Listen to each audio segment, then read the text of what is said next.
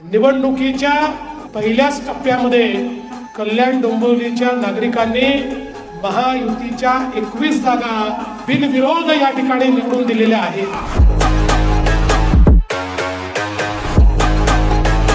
अर्थात यामुळे काहींना पोटदुखी देखील झाली आहे। मी त्यांना कालच सांगितलं, तुमको मिरची नहीं तो मैं क्या, तुमको मिरची नहीं तो मैं क्या।